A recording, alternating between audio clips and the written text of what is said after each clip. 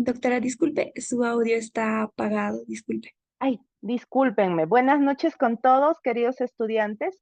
Primero quiero agradecer a CEFOCAP por la invitación para poder dictar la clase de hoy y vamos a enfocarnos pues básicamente hoy en lo que es el matrimonio y su régimen patrimonial, ya que primero debemos de comprender lo que es la figura del matrimonio y sus implicancias para luego poder nosotros basarnos a lo que es el régimen patrimonial, que dentro de nuestra legislación son dos. Existe el régimen patrimonial de sociedad de gananciales y el régimen patrimonial de separación de patrimonio. Hablaremos cada una de estas figuras procesales para al final poder absolver las dudas que ustedes puedan tener sobre el tema de nuestra clase. Bien, vamos a iniciar entonces así con nuestra clase. Bien, me confirma por favor la moderadora si se ve la diapositiva. Sí, doctora, sí se logra observar. Perfecto. Entonces, para nosotros poder entender lo que es el régimen patrimonial del matrimonio, primero debemos de hablar de lo que es el matrimonio en sí. Y partimos del antecedente directo de la creación de esta institución jurídica que data de los años, que data de la legislación, mejor dicho, del ordenamiento jurídico italiano. Es así que en el ordenamiento jurídico italiano, específicamente en el artículo 29,1 de su constitución, se sientan las primeras bases de la familia legítima para poder institucionalizarla en la figura del matrimonio, la cual es reconocida por ley y oportunamente a sus inicios no se definía con términos específicos. Y es así que empezaron a poder darle significados al matrimonio. Iniciamos señalando que era un acto, que era una relación jurídica o que era un acto que encuentra su fuente en la unión de dos personas. Entonces, a un inicio no existía un concepto claro sobre lo que era el matrimonio, pero sí sobre lo que era la familia. Dados ciertos requisitos, la manifestación de voluntad del hombre y de la mujer respecto a poder hacer vida en común y casarse es productora de efectos jurídicos personales y patrimoniales, sintetizando así la relación entre los cónyuges y la relación matrimonial.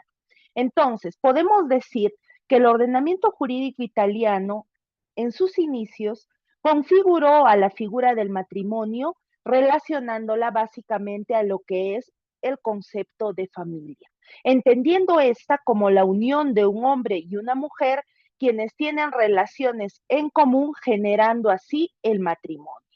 Entonces, después de muchos años, se logró institucionalizar su concepto y el ordenamiento jurídico italiano lo determinó como que el matrimonio es el negocio solemne mediante el cual un hombre y una mujer asumen un compromiso de convivencia estable y de ayuda recíproca como marido y mujer.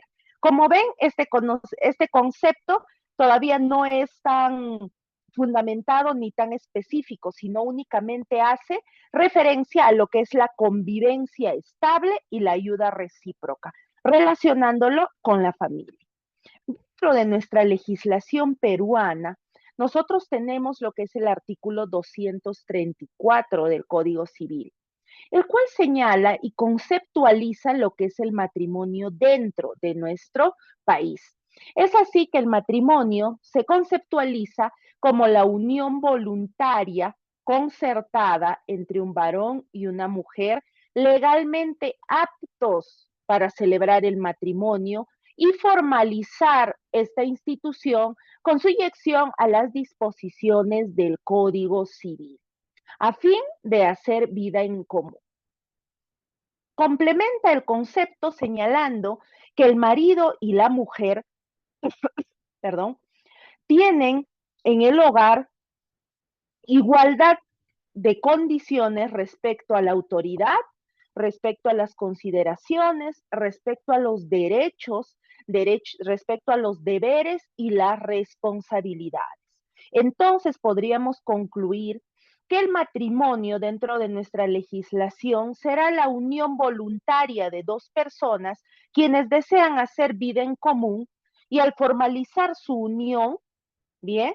Generan efectos jurídicos, ¿bien? Y que dentro de esta unión, tanto el varón como la mujer van a tener igualdad de responsabilidades, igualdad de derechos, igualdad de consideraciones y deberes. Bien, entonces, para la doctrina nacional, el matrimonio será el instituto que proporciona profundas reflexiones históricas, políticas y sociológicas, porque su concepto ha ido cambiando en el tiempo. Anteriormente se celebraban los matrimonios, pero la mujer no tenía igualdad de derechos e igualdad de deberes que el hombre, ¿no es verdad? Eso ha ido cambiando con el tiempo para nosotros aterrizar a este concepto actual en el cual ambos contrayentes del matrimonio tienen igualdad de derechos y responsabilidades.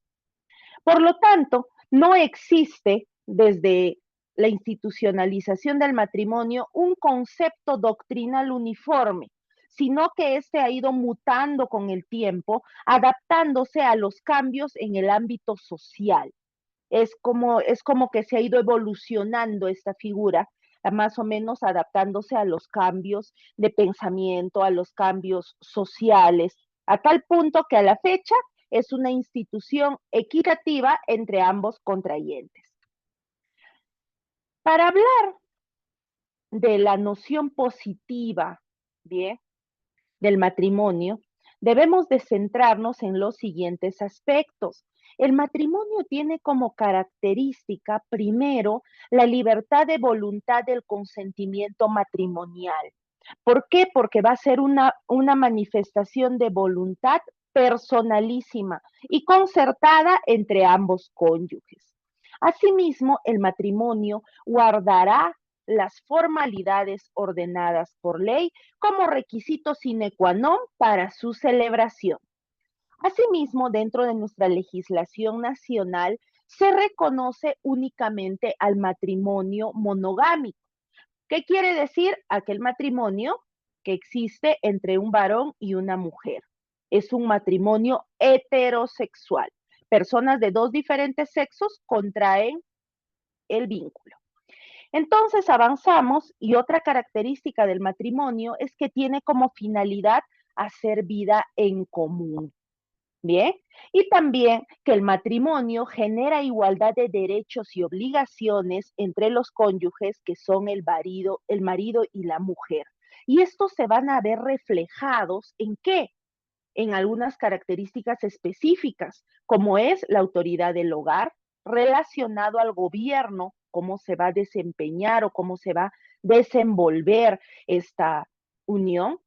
Luego hablamos de las consideraciones, reconociendo consideraciones idénticas de ámbito social para ambos contrayentes. Para nuestra sociedad actual, para nuestra legislación actual, ambos contrayentes tienen igualdad de condiciones y a eso se refiere respecto a las consideraciones. Asimismo, tenemos que hablar que el matrimonio generará deberes y derechos igualitarios entre los cónyuges. Esto en el sentido de que ambos contrayentes están sometidos a un estatuto jurídico igualitario. Y finalmente, ambos contrayentes o el marido y la mujer tienen responsabilidades iguales, ¿bien? Ya que ellos tendrán que tener una responsabilidad ética, una responsabilidad económica, una responsabilidad social equitativa. Ambos se merecen reciprocidad en este aspecto. Es así que hablamos específicamente de los elementos que constituyen el matrimonio. Y el primer elemento es el señalado por nuestra legislación respecto a que la unión deba de ser voluntaria. Como ya lo hemos dicho, la unión voluntaria de estos dos contrayentes se va a ver reflejado en la voluntad concertada que estos van a tener para poder unir sus vidas y celebrar el matrimonio. Recordemos que la Carta Magna del Perú, que es la Constitución, señala que la comunidad y el Estado protegen la familia y promueven el matrimonio. ¿Por qué? Porque la figura del matrimonio es sinónimo de formalización de la unión de dos personas. Y además, no olvidemos que el matrimonio constituye el arquetipo del acto jurídico solemne. Bien, en tanto el acto jurídico resulta de la voluntad de ambas partes de celebrarlo y producir efectos jurídicos. Bien, es solemne justamente porque se tiene que dar seriedad a este acto y se deben de cumplir ciertos requisitos que van a hacer que este sea un acto formal. ¿Para qué? Para su validez. Porque si es que se obviaría algún requisito o alguna formalidad establecida por ley respecto al matrimonio, nos encontraríamos frente a un matrimonio inválido. Vamos avanzando y la siguiente característica o elemento es que la unión sea entre un varón y una mujer. Bien, un varón y una mujer deben de concertar voluntariamente unir sus vidas y libres de coacción y libre de interferencia de terceros, unirse en matrimonio para hacer una vida en común. Otras legislaciones diferentes a la peruana ya reconocen el matrimonio entre personas del mismo sexo, bien, y está permitida su celebración. Esta es una corriente que ha ido modificando o ha ido dando cambios legislativos sobre el matrimonio en lo que es América. Por ejemplo, en los Estados Unidos ya se permite el matrimonio homosexual, así como en México y Argentina. A la fecha, todavía dentro de nuestro país no está permitido. Bien, vamos avanzando y tenemos el tercer elemento, que es que el varón y la mujer sean legalmente aptos. Bien, este es un aspecto muy importante, porque hace poco se ha modificado, bien, la ley en el sentido, por ejemplo, que permitía los matrimonios entre menores de edad con la autorización de los progenitores o la autorización del juez. A la fecha, a la luz de esta modificatoria, debemos de señalar que el contrayente varón y mujer deben de ser legalmente aptos. ¿Qué quiere decir? Primer requisito, que ambos sean mayores de edad, porque a la fecha dentro de nuestro país ya está prohibido el matrimonio con menores de edad. Pese a los usos y costumbres, el derecho consuetudinario ya no se permite. Lo que estamos buscando es proteger a las niñas porque el índice de menores de edad, mujeres que contraen matrimonio, es superior al de los varones. Entonces, lo que se busca es proteger a las niñas para que éstas vivan las etapas que le corresponde y recién a su mayoría de edad, cuando éstas adquieren la capacidad de ejercicio, puedan determinar si desean contraer un vínculo matrimonial o no. Entonces, para contraer matrimonio civil, podríamos concluir que es necesario que los aspirantes a esposos tengan determinados requisitos legales, positivos y negativos, lo vamos a desarrollar ahorita, respecto a las prohibiciones legalmente reguladas en nuestra legislación interna, que están conocidos como los impedimentos matrimoniales. Allí donde faltara alguno de estos supuestos o requisitos, se dice que existe un impedimento para el matrimonio. Es así, pues, que tendremos las condiciones para contraer matrimonio en el aspecto positivo. Bien, un requisito positivo será cumplir las condiciones del matrimonio. Y un requisito negativo será no estar incurso en alguno de los impedimentos matrimoniales que señala nuestra legislación interna en materia sustantiva a través del Código Civil.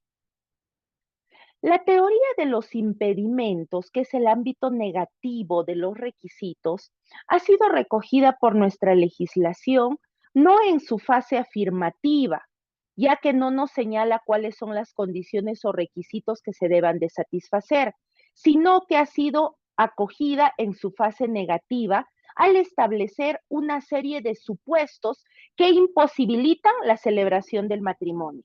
y específicamente está regulado en el artículo 242 del Código Civil, como aquellos impedimentos por los cuales los contrayentes no pudiesen celebrar el matrimonio. Bien, y el artículo 242 al señalar quiénes no pueden contraer matrimonio entre sí. Estos impedimentos, que en algunos casos obstan en forma perpetua, bien, y en otros casos en forma temporal, imposibilitan la celebración del matrimonio con cualquier persona y en otros casos imposibilitan la celebración con persona determinada. Esto va a significar que existen impedimentos absolutos e impedimentos relativos. Por tanto, cuando hablamos de la aptitud que deben de tener los contrayentes para celebrar el matrimonio, se hace alusión a los requisitos legales con los cuales debe de contar la pareja para que pueda celebrar válidamente este acto jurídico. En su faz positiva, bien, las llamadas condiciones para celebrar el matrimonio están reguladas en nuestra legislación a través de los siguientes artículos. Miren ustedes, para poder nosotros ver si tenemos la capacidad o no de celebrar el matrimonio, debemos de remitirnos al artículo 241, que hace referencia al impedimento absoluto para contraer matrimonio. Y señala que no podrán contraer matrimonio, bien, que están impedidos, bien. Primero, los menores de edad, porque este inciso 1 ha sido derogado y modificado. Cualquier menor de edad no puede contraer matrimonio, está prohibido. Tenemos el siguiente inciso. No podrán contraer tampoco matrimonio las personas con capacidad de ejercicio restringida, contempladas en el artículo 44, numeral 9. En tanto, no exista una manifestación de voluntad expresa o tácita sobre la materia. Entonces, aquellas personas que tengan capacidad de ejercicio restringida no podrán celebrar el matrimonio. Y finalmente tenemos el caso de que no podrán celebrar matrimonio aquellas personas que ya se han casado con anterioridad. Es decir, los casados están prohibidos de contraer nuevamente matrimonio. Ahora bien, lo que señalamos eran los impedimentos absolutos. Ahora pasaremos a ver cuáles son los impedimentos relativos. Y es así que nuestro código, en el artículo 242, el Código Civil señala que no podrán contraer matrimonio entre sí, ¿bien? Primero, los consanguíneos en línea recta, padres con hijos o nietos con abuelos, no se puede, línea recta, ¿bien? Un segundo caso tenemos que no podrán contraer matrimonio entre sí los consanguíneos en línea colateral hasta el segundo y tercer grado. ¿Quiénes son los consanguíneos en línea colateral? Los hermanos, los tíos, los primos. No podrán contraer matrimonio primos, no podrán contraer matrimonio hermanos, o no podrá contraer matrimonio un sobrino con el tío. Bien, entonces, esta es la segunda causal de impedimento relativo. Luego tenemos el tercer supuesto, que no podrán contraer matrimonio los afines en línea recta. Bien, esos son las relaciones por afinidad. Luego tenemos el cuarto, los afines en el segundo grado de línea colateral, cuando el matrimonio se produjo con la finalidad de disolver el matrimonio anterior y el excónyuge vive. Vamos a explicar esta figura. ¿Quiénes son los afines? Bien, ¿quiénes serán los afines? Los afines serán aquellas personas o parientes no consanguíneos, pero parientes en afinidad. Bien, ¿quiénes serán los parientes afines? Por ejemplo, cuando tenemos la unión del matrimonio, los cónyuges. Ellos no son parientes consanguíneos, sino son parientes afines. Si hablamos de las esposas de mi hermano, no son mis parientes consanguíneos, sino son sus afines y son mis cuñadas. ¿No es verdad? A ver, ¿me escuchan? Creo que es tu equipo, hijo. A ver, la moderadora que me confirme, tenemos en el chat que no pueden, me dice que no escuchan y el otro no puede subir el audio. Sí, ¿Me están doctora, me escuchando parece bien? que es el equipo porque sí, yo sí le logro escuchar bien. Tal vez que le suba un poquito más de volumen a su equipo para que lo pueda escuchar. Bien, hijos, miren, es la señal de internet porque hace un rato pues hemos tenido problemas aquí. Pero yo estoy con los audífonos y se escucha claramente. Les pediría que aumenten el volumen de sus computadoras o dispositivos móviles, ¿bien? Ya que otros de sus compañeros sí están escuchando bien. Entonces, volvemos a nuestras causales de impedimento relativo, que no podrán contraer matrimonio entre sí, ¿bien? Los familiares afines que estamos hablando del cónyuge, el conviviente, ¿no es verdad? O estamos hablando de los parientes afines, por ejemplo, de los suegros, son los parientes, pero no son parientes consanguíneos. Entonces, no podrán celebrar matrimonios los parientes por afinidad en un segundo grado de línea colateral. Bien, tampoco podrán celebrar matrimonio entre sí el adoptante y el adoptado, o sus familiares en líneas dentro de los grados de los incisos 1 y 4, que quiere decir que los de línea recta no pueden contraer matrimonio entre adoptante y adoptado o sus familiares, y tampoco los de línea colateral en segundo y tercer grado de consanguinidad. ¿Qué quiere decir esto? Que si una persona adoptó a otra, en primera prohibición no podrá celebrar matrimonio con el adoptado, no podrán celebrar matrimonio con los familiares en línea recta o línea colateral en segundo y tercer grado. Bien, tampoco podrán celebrar matrimonio entre sí el condenado como partícipe de homicidio doloso de uno de los cónyuges. Bien, ni el procesado por esta causa con el sobreviviente. ¿Qué quiere decir esto?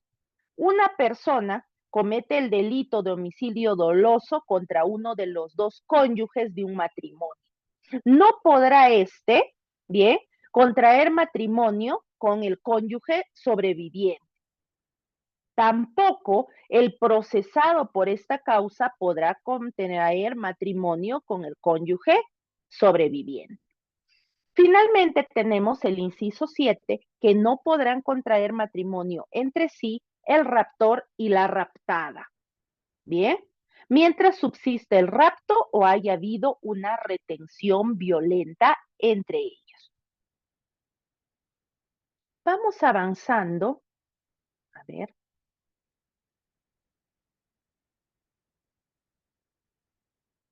Vamos avanzando y vamos a hablar ahora de lo que es la formalidad del acto del matrimonio. Bien. Nuestra legislación señala que el establecimiento y la constitución del matrimonio están unidos a una forma que debe cumplirse. ¿Qué quiere decir que tiene o está revestido de una formalidad? Y esta es llamada la teoría de la celebración matrimonial. Y allí entendemos que no todas las uniones son matrimonios, porque no, por ejemplo, aquellas personas que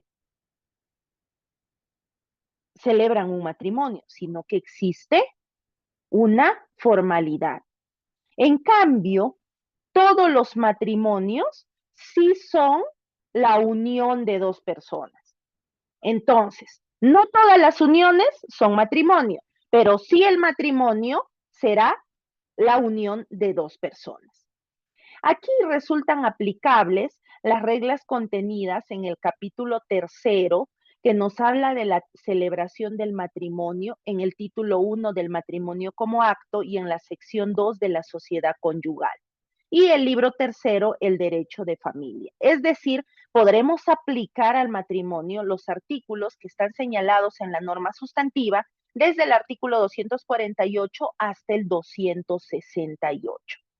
Recordemos que el matrimonio es una manifestación de voluntad libremente concertada, con miras a celebrar un acto jurídico que va a generar efectos jurídicos. Bien, por ello es que nosotros debemos de hablar de la libertad de la manifestación de la voluntad, la cual va a ser vital para la celebración de este acto jurídico. Bien, tenemos como otro elemento del matrimonio que se haga vida en común. ¿Cuándo harán vida en común los cónyuges? Cuando ambos viven bajo un mismo techo, cuando ambos comparten mutuamente a fin de lograr la integración familiar, la cual va a estar sustentada en las vivencias de esta como una unidad conyugal. La comunidad de vida se refiere a la permanencia necesaria de los cónyuges, quienes tendrán que compartir un mismo destino. Es decir, deberán de vivir bajo un mismo techo, deberán de compartir la mesa, deberán de ambos asumir las responsabilidades y deberes de su hogar conyugal. Bien, y en caso no llegasen a soportar el peso de la vida marital, se dará paso a otra figura que es el divorcio. Para la doctrina francesa, tenemos que el deber de cohabitación impone a los esposos una comunidad de vida tradicionalmente concebida como compartir lo mismo. ¿Qué quiere decir? Que ambos deben de comer y beber lo mismo, dormir juntos, que esta unión y compartir ambos cónyuges será lo que tendrá este pie en el matrimonio. Por otro lado, el hablar de la convivencia y hacer vida en común, bien, le da la obligación, responsabilidad a los cónyuges de poder departir entre ellos y poder departir con sus hijos, que son su descendencia, y repartirse equitativamente las obligaciones correspondientes al hogar. Bien, normalmente cuando se termina esta comprensión en el hogar es que nosotros hablamos de la separación de los cónyuges o del divorcio.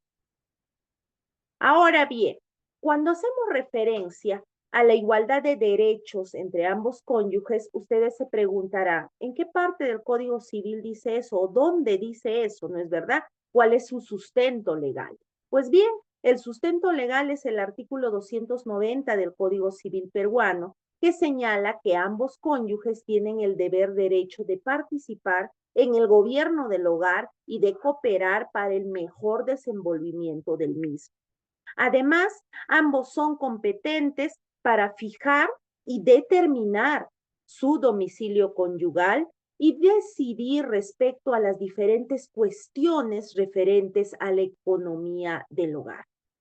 Por su parte, nuestra Carta Magna en el artículo 2 señala en el inciso 2 que todas las personas son iguales ante la ley y que nadie podrá ser discriminado por ningún motivo de índole, de origen, raza, sexo, idioma, religión, opinión, condición económica o cualquier otra índole.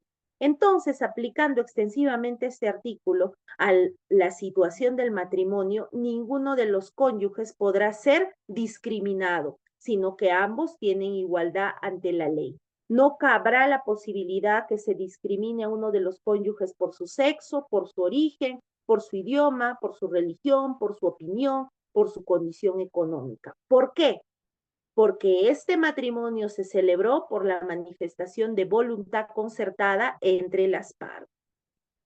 Avanzamos y debemos de saber que existen formalidades que debe de respetar la celebración del matrimonio. Y es así que nuestra legislación prevé que deben de realizarse determinadas diligencias antes de celebrar el matrimonio civil. ¿Cuáles serán estas diligencias? Son las especificadas en el artículo 248 del Código Civil.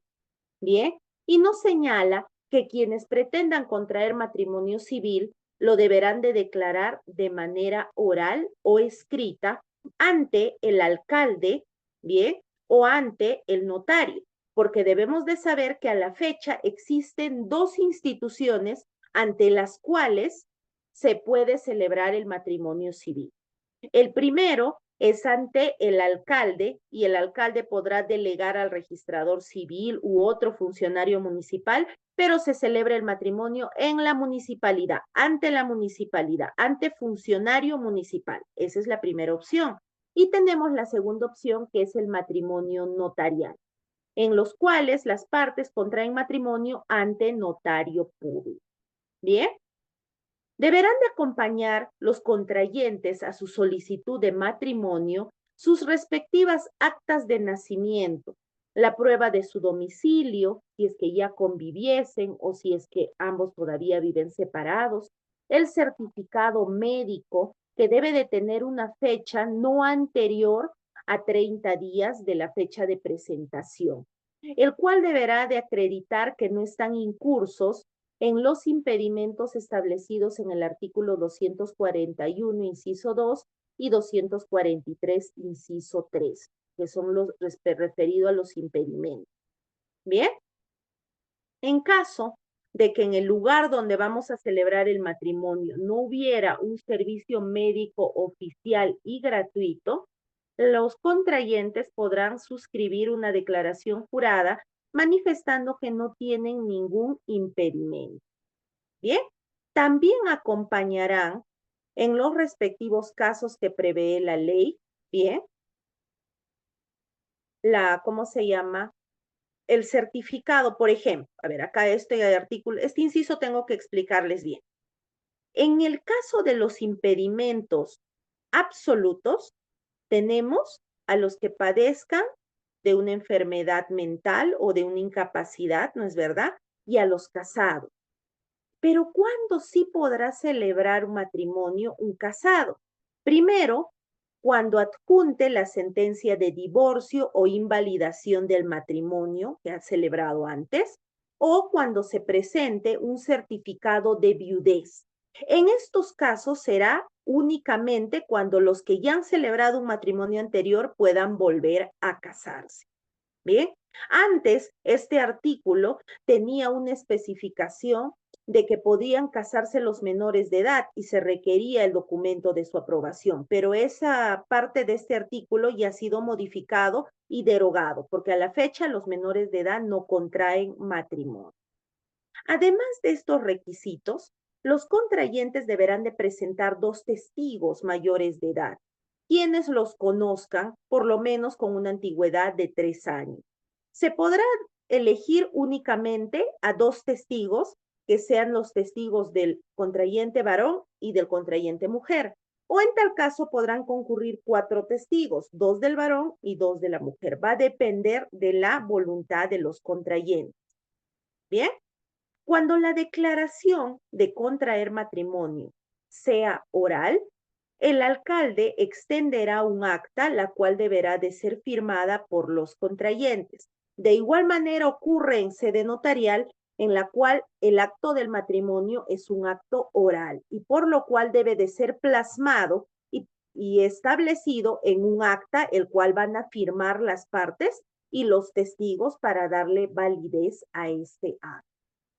Ahora bien, no sé si ustedes recuerdan, pero existe el famoso dicho, te casarás si es que nadie te lo impide o si es que no existe una oposición, ¿no es verdad? Es por eso que cuando celebran el matrimonio dicen, ¿hay alguien que se opone a esta unión?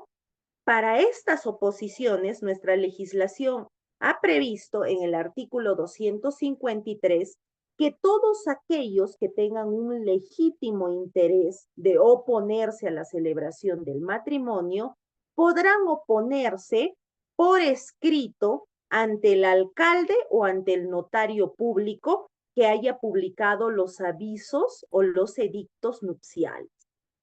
Bien, porque para contraer matrimonio sabemos que ya sea en vía notarial o en vía municipal, se tienen que hacer la publicación de los edictos matrimoniales.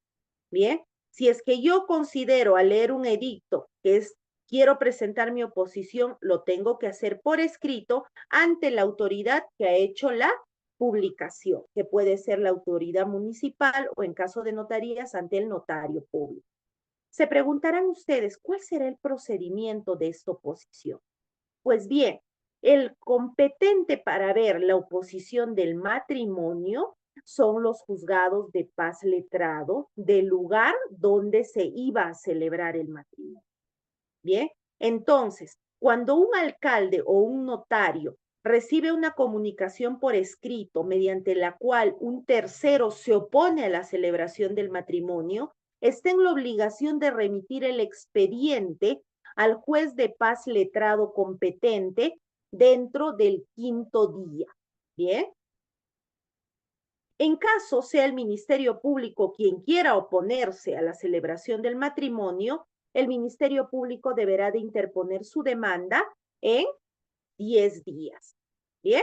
Entonces, una vez que se remiten los actuados dentro del 5.º día de presentada la oposición, lo que hace el juez de paz letrado es correr traslado al oponente para que éste plantee su demanda también en el plazo de 5 días.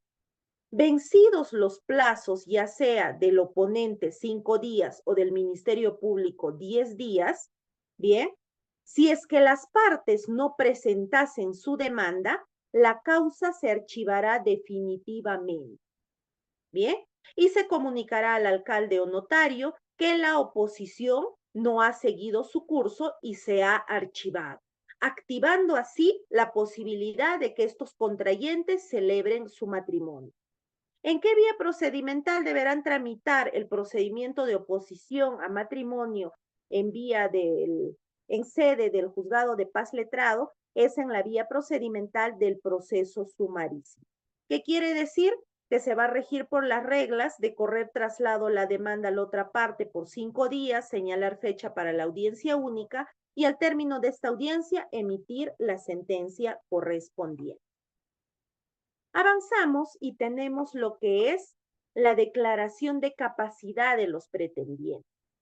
Pues bien, una vez que yo presento la solicitud, ya sea a la municipalidad o a la notaría, se producen las publicaciones de los edictos matrimoniales. Bien, si es que vencido el plazo de las publicaciones, no existe oposición, bien, o la oposición planteada se hubiese desestimado o no se hubiese formalizado en juzgado de paz letrado, el alcalde o el notario declaran la capacidad de los pretendientes y estos pueden contraer matrimonio en los próximos 4 meses. Cuando el alcalde o notario declara la capacidad, ya es decisión de los contrayentes fijar fecha para su matrimonio civil. Bien, avanzamos. ¿Cuál será la formalidad de la celebración del matrimonio? Bien, el matrimonio, para empezar, debe celebrarse de forma pública, ya sea en la municipalidad o en la notaría. En sede municipal podrá ser ante el alcalde o una autoridad municipal y en la notaría únicamente será ante el notario. Bien, entonces, al concurrir a esta ceremonia, los contrayentes deberán de ir con sus 2 testigos mayores de edad.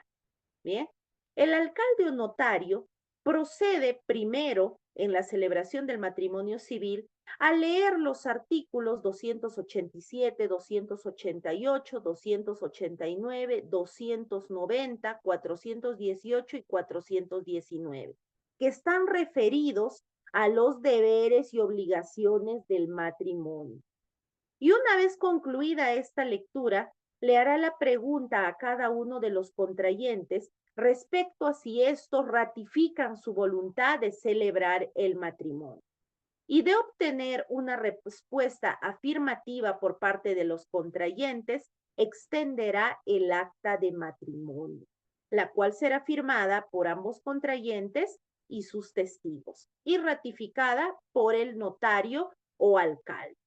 Ahora bien, ¿quiénes están facultados para celebrar el matrimonio? Ya lo dijimos, en sede municipal el alcalde y en sede notarial el notario. Pero debemos de saber que en el caso de las municipalidades sí se puede delegar la facultad de celebrar matrimonio.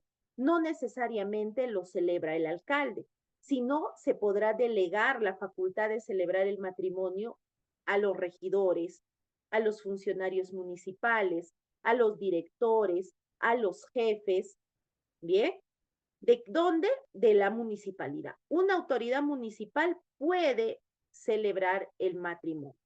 En cambio, en el matrimonio en sede notarial, esta facultad es indelegable. Únicamente deberá de celebrar el matrimonio el notario público.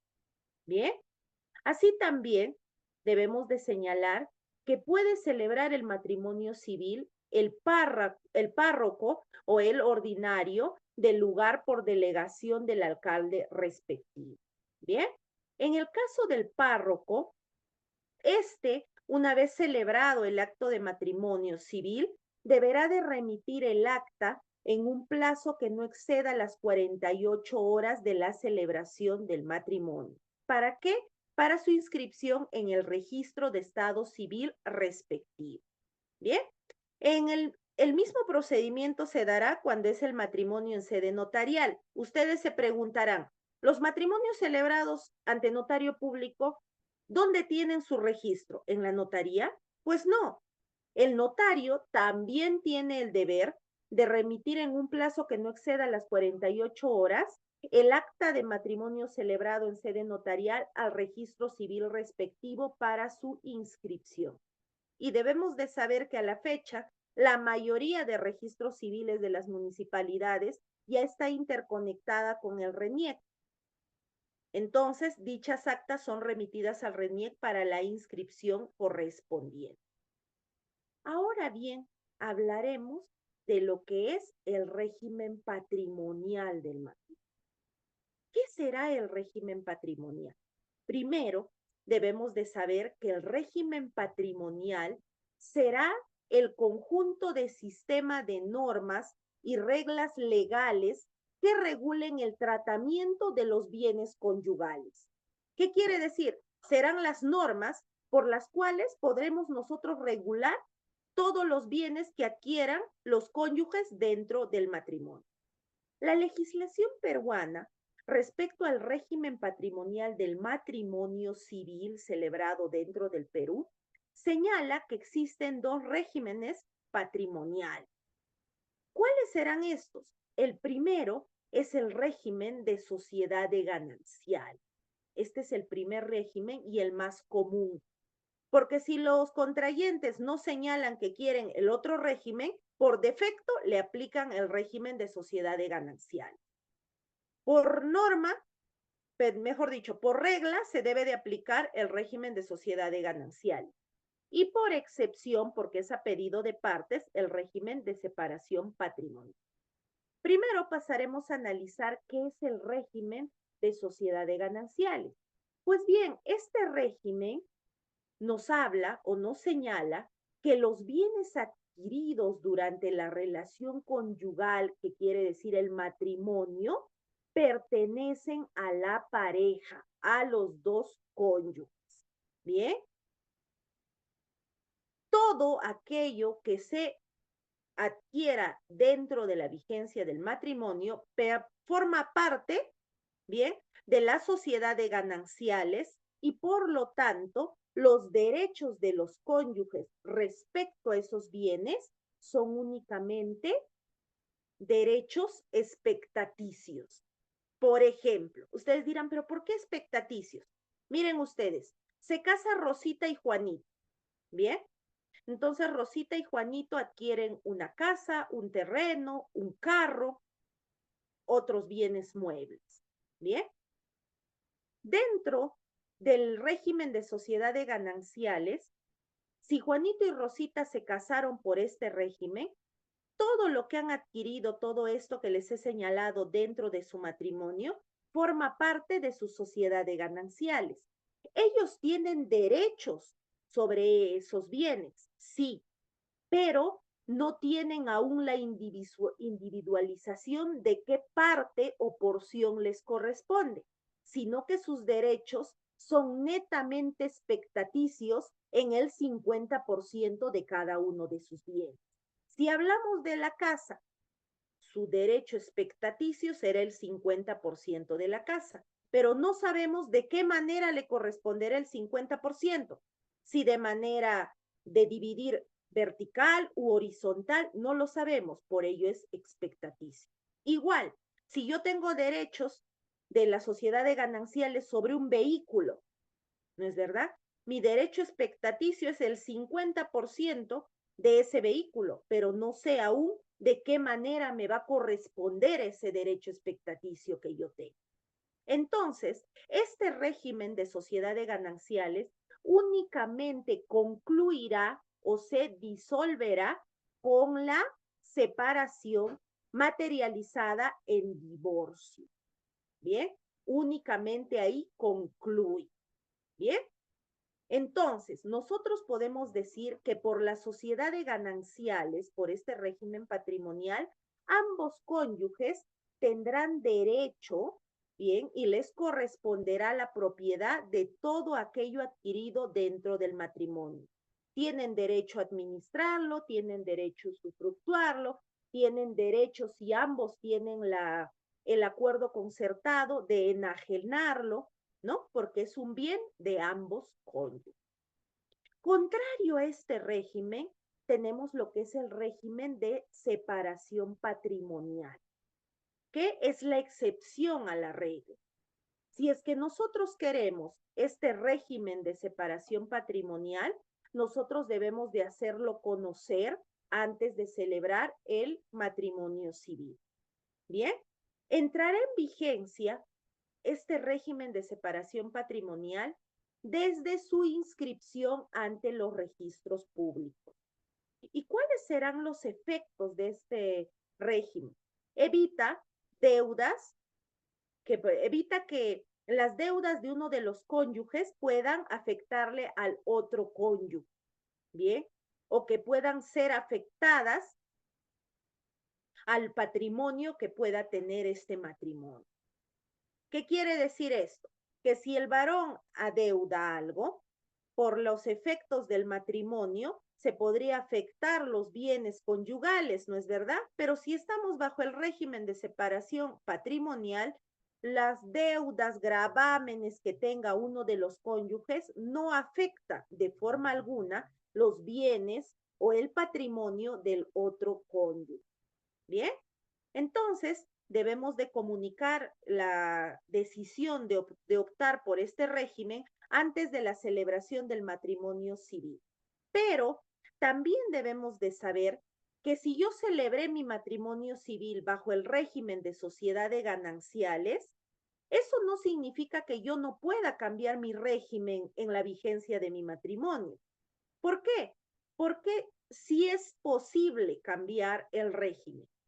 Digamos, me casé en el 2010 por régimen de sociedad de gananciales y en el transcurso de mi matrimonio, mi pareja, mi esposo, los cónyuges, deciden cambiar de régimen patrimonial y deciden disolver la sociedad de gananciales y optar por el régimen de separación patrimonial. Entonces, ¿qué quiere decir?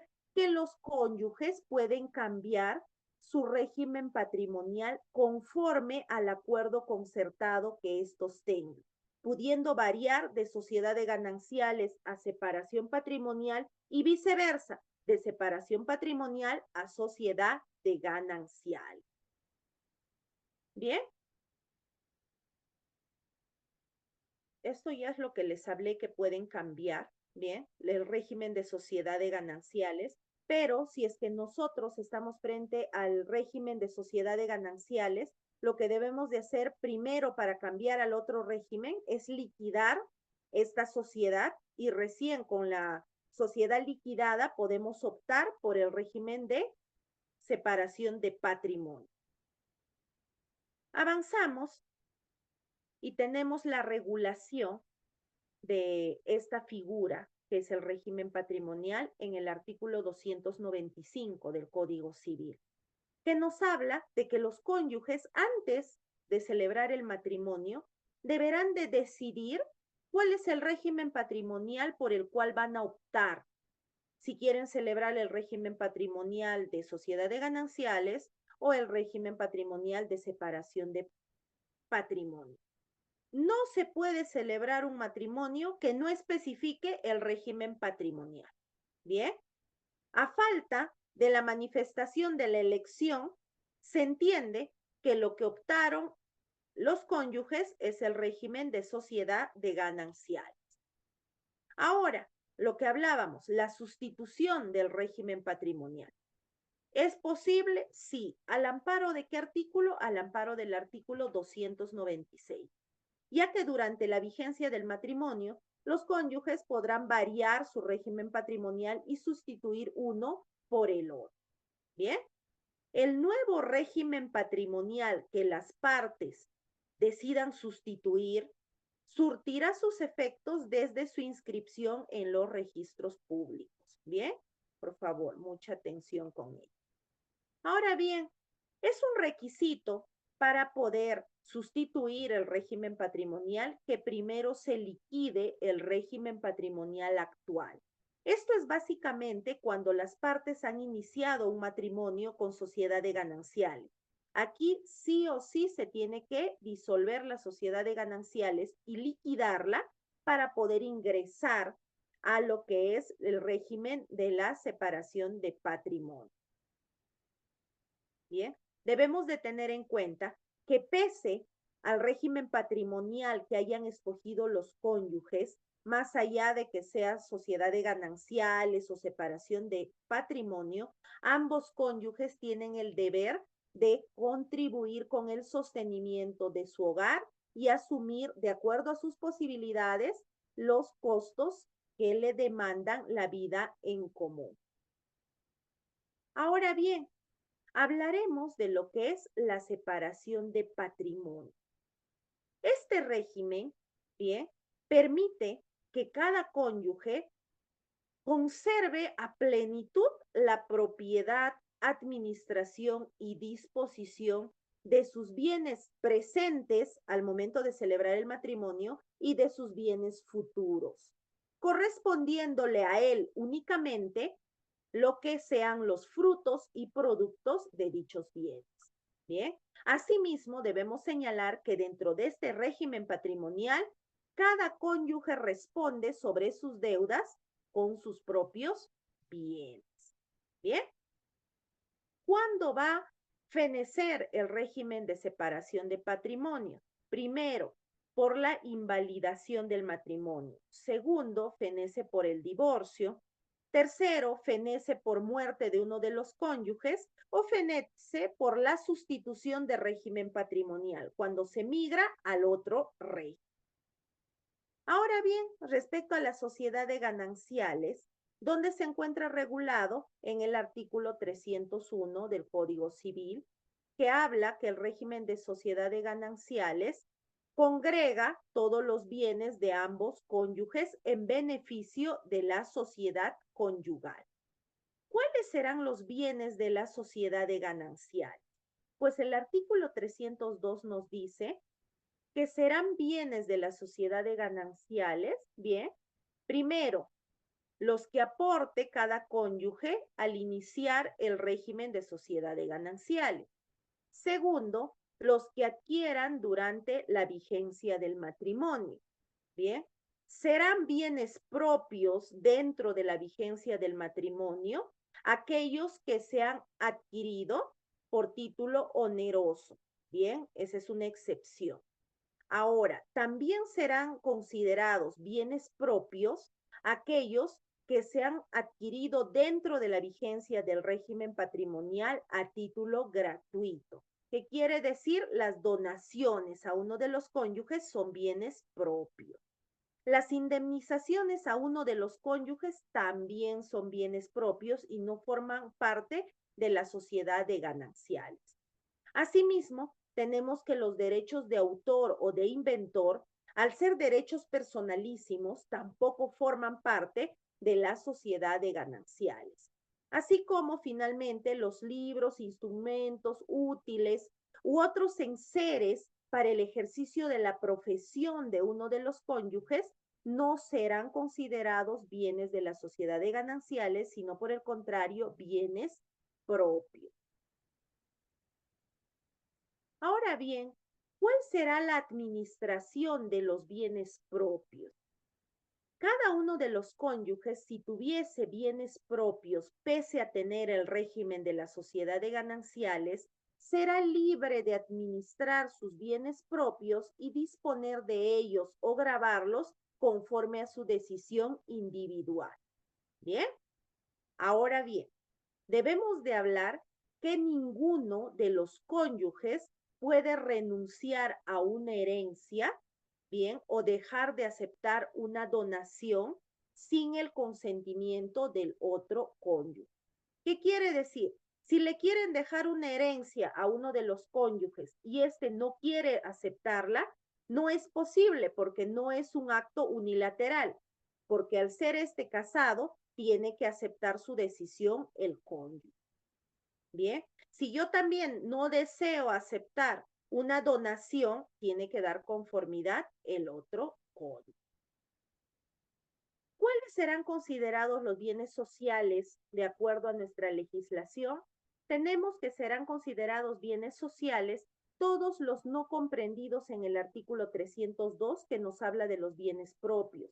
Incluso cualquiera de los cónyuges, por su trabajo, industria o profesión, podría obtener frutos, bien, de los bienes propios y también de los bienes de la sociedad, pero únicamente se considerarán bienes sociales aquellos frutos de los bienes sociales.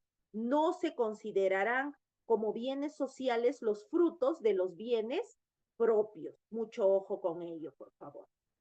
También tienen la calidad de bienes sociales las construcciones que se hayan efectuado a costa del caudal social en suelo propio de uno de los cónyuges. ¿Qué quiere decir? Podríamos señalar que el cónyuge antes de casarse ya tenía un bien propio, como es, por ejemplo, una herencia de sus padres que está materializado en un terreno, que es un bien propio. Y posterior a ello, él contrae matrimonio y ambos deciden construir sobre el bien propio de este cónyuge, que solo está a nombre de él porque él lo adquirió por herencia. Lo que nos dice este artículo es que se considerará bien social a la construcción que se edifique en este bien propio y esta construcción haya sido efectuada con el caudal social. ¿Qué quiere decir? Con el caudal del matrimonio. Debiendo, al efectuarse el divorcio, bien, abonarse lo que le corresponde al cónyuge que no es propietario del terreno. Mucho ojo con ello. Ahora, las reglas para la calificación de los bienes, bien, son importantes. ¿Por qué? Porque nosotros podemos tener de repente dudas respecto a cuál es un bien social y cuál es un bien propio. Para que no tengamos estas dudas y se apliquen reglas claras dentro del matrimonio, el artículo 311 del Código Civil señala las siguientes reglas. Primero, todos los bienes se presumen sociales, salvo prueba en contrario, dentro del matrimonio. Segundo, los bienes sustituidos o subrogados a otros se reputan de la misma condición de los que se sustituyeron o subrogaron. ¿Qué quiere decir? Que los bienes que han sido sustituidos dentro del matrimonio se entiende que son del mismo valor que al que sustituí. ¿Qué quiere decir? Vamos a poner un ejemplo sencillo. Era un bien social este lapicero, ¿bien? Pero por cuestiones de uso, por cuestiones de desgaste, ¿puede ser sustituido? Sí. Y se entenderá que el bien sustituido tendrá el mismo valor. A eso se refiere este inciso. Luego debemos de entender una siguiente regla, es que si vendidos algunos bienes cuyo precio no consta haberse invertido, se compran después otros equivalentes y se presume que el bien vendido y repuesto con el nuevo tienen el mismo valor, salvo prueba en contrario. Bien. Entonces, en el caso de la sustitución, venta y subrogación de bienes, se infiere que el bien que hemos sustituido, que el bien que hemos adquirido, el bien que hemos subrogado, tiene el mismo costo. Ahora bien, nosotros debemos de saber que pese al régimen patrimonial que nosotros elijamos, que puede ser la sociedad de gananciales o la separación de patrimonio, existen cargas que deben de ser asumidas por la sociedad, que es ambos cónyuges. Y están a cargo de esta sociedad, de este matrimonio, primero, el sostenimiento de la familia y la educación de los hijos comunes. Los cónyuges tienen el deber de sostener la familia y darle una educación a sus hijos. Asimismo, ambos serán responsables de los alimentos, ¿bien? Que vaya a ingerir esta familia, ¿bien? Ahora, también es importante que esté a cargo de esta sociedad el importe de lo donado o prometido a los hijos comunes por ambos cónyuges. ¿Qué quiere decir esto? Está relacionado a los anticipos de legítimo. Bien, es responsabilidad de los cónyuges dar un anticipo de legítima a sus hijos. Un anticipo de legítima conforme a lo prometido a sus herederos.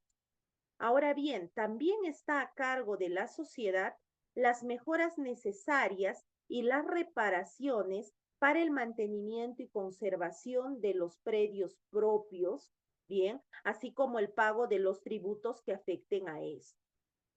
También está a cargo de la pareja del matrimonio las mejoras y reparaciones a los bienes sociales, bien. También es responsabilidad del matrimonio los atrasos o créditos devengados de las obligaciones a la cual estuviesen afectos los bienes propios como los bienes sociales. ¿Bien? ¿Qué quiere decir? Que ellos serán responsables de las deudas que tengan, dependiendo que sean deudas de un régimen de sociedad de gananciales o deudas de un régimen de separación de patrimonio. También será a cargo de la sociedad todas las cargas que versen sobre este matrimonio y los gastos que cause la administración de la sociedad que estos tengan. Ahora sí, ya lo hemos señalado, pero lo vamos a decir específicamente en un artículo del Código Civil, ¿cuándo se da el fin de la sociedad de ganancial? Pues se da por las siguientes causales. Primero, por invalidación del matrimonio. Segundo, por la separación de cuerpo. Tercero, por el divorcio. Cuarto, por la declaración de ausencia, que únicamente se obtiene en vía judicial. Quinto, por muerte de uno de los cónyuges. Y sexto, por el cambio de régimen patrimonial. ¿Cómo se efectuará la liquidación de una sociedad de gananciales? Pues bien, se liquida cuando primero se realiza un inventario de los bienes sociales, se pagan las obligaciones sociales o las cargas que tenga esta sociedad de gananciales y luego se le da a cada cónyuge lo que le corresponde de la disolución o liquidación de sociedad de gananciales. También cabe la posibilidad que al momento de liquidar la sociedad de gananciales, uno de los cónyuges ceda la totalidad de los gananciales al otro cónyuge, porque he visto casos en los expedientes que disuelven o liquidan la sociedad de gananciales y un cónyuge le cede absolutamente todo al otro cónyuge. Ahora bien, vamos a hablar brevemente de la unión de hecho que está relacionado con el régimen patrimonial. Bien, la unión de hecho, bien, es la unión voluntariamente realizada entre un varón y una mujer libres de impedimento, ¿no es verdad? Y para que sea reconocida, se debe de hacer un trámite judicial o un trámite notarial. ¿Para qué? Para que se reconozca esta unión de hecho y esta unión de hecho genere efectos jurídicos. ¿Cuál es el principal efecto jurídico de la unión de hecho? Es el régimen patrimonial. Y al momento de declarar la unión de hecho, por regla general, bien, se da un régimen patrimonial de sociedad de gananciales. Por unión de hecho, nosotros no podríamos hablar de un régimen patrimonial de separación de patrimonios, no. Si no se da la consecuencia jurídica del régimen patrimonial de sociedad de gananciales. Únicamente para manifestarles ello es que hemos tocado el tema de unión de hecho. Ahora sí, quedo atenta a las preguntas que ustedes quieran efectuar respecto a la clase de hoy.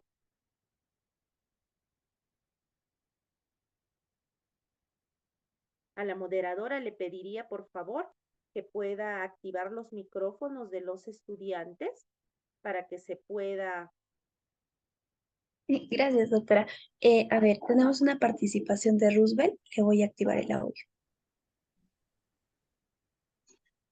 Sí, muchas gracias, doctora. Muy buenas tardes, muy buena Buenas ponencia. noches, Felicitaciones. ¿cómo está? Doctora, la consulta es, cuando fallece, digamos, el esposo tenía, es separado y tenía, en su anterior matrimonio, tenía dos hijos mayores y con la nueva conviviente tiene otros dos, pero al fallecer tenía vehículos que ha adquirido con el nuevo compromiso, ¿no?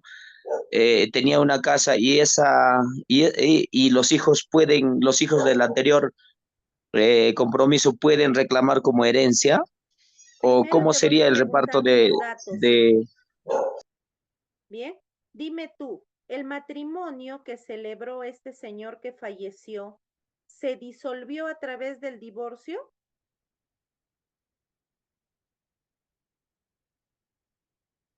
A ver, por favor, creo que le apagaron el micrófono. A la moderadora le pediría que le pueda Así es, activar para... ya, así es, doctora. Sí se Sí se disolvió por, divorció. sí, Ah, ya, perfecto. Entonces, nosotros nos encontramos frente al caso que Juanito había celebrado primero matrimonio con Rosita, se divorció y con Rosita dejó dos hijos. Posterior a ello, él empezó a convivir con María y con María también tuvo dos hijos, ¿no es verdad? Entonces ahora Juanito murió. Tu pregunta, ¿cuál es? Si le va a corresponder a los dos hijos del primer matrimonio algo de herencia de este señor? ¿Esa es tu pregunta, hijo? así es, doctora, así es, así Bien, es. bien. Sí les va a corresponder. ¿Por qué? Porque cuando fallece Juanito, se tendrá que hacer una sucesión intestada, salvo que haya un testamento, pero en este caso creo que no hay. Se va a hacer una sucesión intestada. ¿Y quiénes son sus herederos forzosos? Sus hijos. Entonces, los 4 hijos de Juanito pasarán a ser sus herederos forzosos. Y si es que María, que es la segunda pareja, la conviviente, desea tener derechos sobre la herencia de Juanito, primero tendría que demandar el reconocimiento de su unión de hecho. Y recién cuando le reconozcan la unión de hecho, ella podrá ser parte de esta sucesión intestada y tendrá vocación hereditaria. Mientras no se reconozca, bien, el reconocimiento de unión de hecho de María, ella no podrá heredar de Juanito, pero sus hijos sí, los 4 tienen derecho a heredar. Pasamos a la siguiente pregunta, por favor. Sí, doctora. Los que deseen participar así con intervenciones orales pueden levantar la mano, por favor, para poderles activar el audio.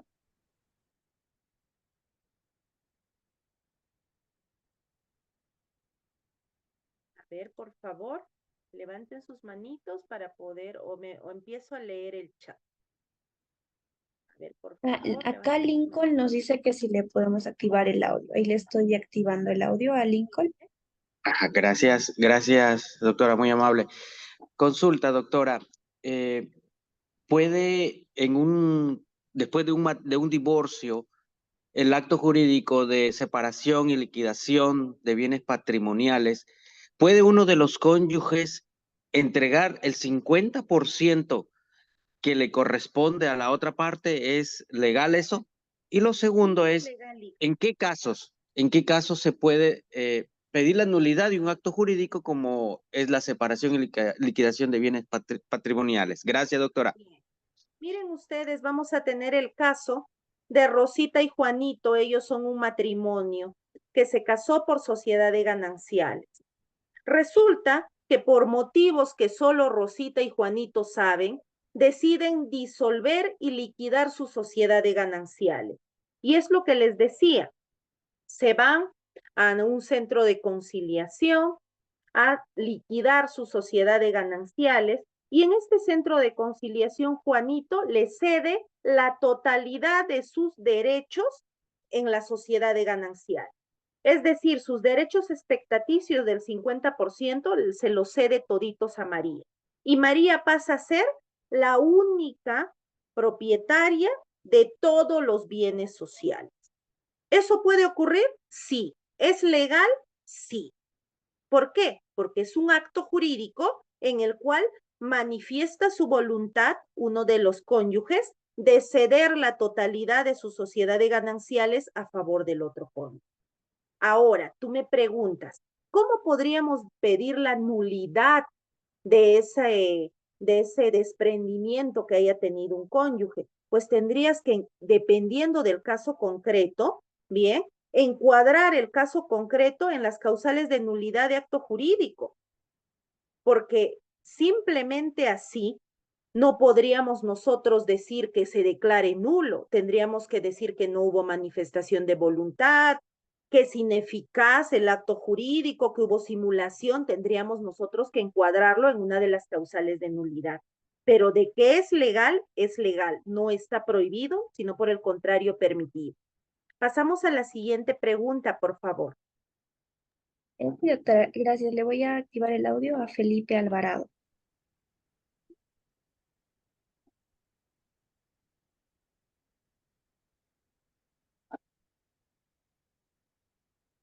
Me parece que no se encuentra. A ver, le voy a activar el audio entonces a José Huanca. Buenas noches, doctora. Buenas Desde noches. ya agradecerle por la respuesta. Doctora, en un caso de una unión de hecho, donde una pareja de personas deciden unirse, han vivido 10 años en esta unión de hecho. Luego de esos 10 años, deciden separarse. Dentro de esta unión de hecho han adquirido una serie de bienes, pero Ya. estas personas no han realizado la unión de hecho notarial, no lo han inscrito en registros públicos, como en muchos de los casos se da en el Perú, ¿no es cierto? Entonces, debo entender que la única alternativa que les queda es el proceso judicial para la reconstrucción de hecho. ¿Qué requisitos o documentos, pruebas normalmente se deben presentar para acreditar esta unión de hecho, teniendo en cuenta que, bueno, no han tenido hijos por ciertos impedimentos, bueno, básicamente eso, ¿no? Bien. Mira, tu pregunta es muy importante y es cierto, en el Perú existen innumerables parejas que están en convivencia y que no se atreven a efectuar o formalizar su unión a través de un matrimonio o a través de la declaratoria de unión de hecho. Debemos entender primero que la unión de hecho también es una manifestación de voluntad cuando es voluntaria. Bien, es una manifestación de voluntad espontánea de ambos convivientes que deciden formalizar su unión. Y puede ser que las dos personas vayan al notario, declaren su unión de hecho, la unión de hecho se inscribe por voluntad de los dos. Pero ¿qué ocurre cuando uno de los convivientes se niega a este reconocimiento? O como en el caso que tú preguntas, se separaron, adquirieron bienes, ¿y ahora cómo queda uno de los cónyuges? Para estos casos está establecido la declaratoria de unión de hecho en sede judicial, que se tramita iniciando con una demanda convencional. ¿Cuál será el requisito para nosotros demandar unión de hecho? únicamente que acreditemos que hayamos convivido con la persona demandada por un lapso superior a los 2 años. ¿Cuáles son los medios probatorios más idóneos, más frecuentes? Primero, que no es en el caso que me preguntas, las actas de nacimiento de los hijos. Y si no hubieran hijos, pueden adjuntar contratos, recibos de agua, recibos de luz, fotografías, videos, declaraciones, todos los medios probatorios tendientes a acreditar esta unión de hecho. Y en sede judicial se le corre traslado a la otra parte absuelve, se les llama audiencia y se emite una sentencia, estando a los medios de prueba que ambas partes hayan aportado al proceso. Siguiente pregunta, por favor. Gracias, doctora. Habían unas manitas levantadas, no sé si la podrían activar, volver a levantar, por favor.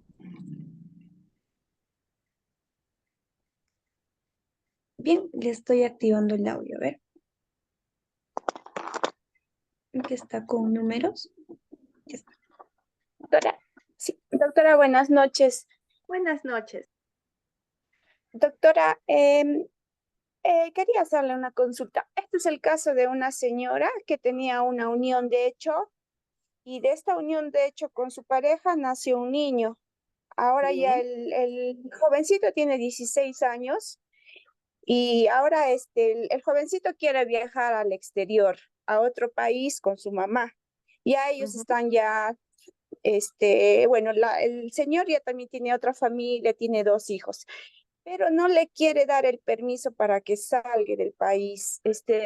A través de un proceso se le puede obligar a que el señor firme este permiso, doctora, porque el chico quiere viajar a estudiar a otro país, pero no quiere Muy firmar bien. el papá para que salga. Sí, doctora. Bien, hija. Bueno, no es un tema de nuestra clase, pero encantada te respondo. Si es que uno de Gracias. los progenitores del menor no quiere firmar la autorización de viaje, lo que corresponde es que inicies un proceso de autorización judicial de viaje de menor de edad. ¿Se le va a correr traslado al demandado? Sí. Él tendrá que exponer ante el juez por qué se opone a firmar este permiso. Y en caso el juez considere que los fundamentos del demandado sean ilógicos o sean carentes de sustento, el juez te autorizará que viajes. Pero tú al momento de demandar tendrás que especificar cuáles son los motivos del viaje, por qué tiempo se va a efectuar, por qué el menor va a salir del país. Bien, y el momento que se le corre el traslado al demandado, el demandado deberá también señalar por qué se opone a que su menor hijo viaje. Existe este proceso judicial, que es el proceso judicial de autorización de viaje de menor de edad. Avanzamos a la siguiente pregunta, por favor. Gracias, doctora. Le voy a activar el audio a Estela Barrio Nuevo.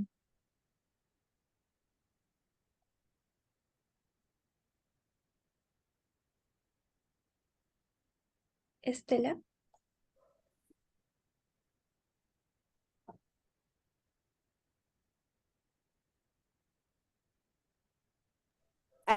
Ay, Estela, te estoy activando el audio, por favor.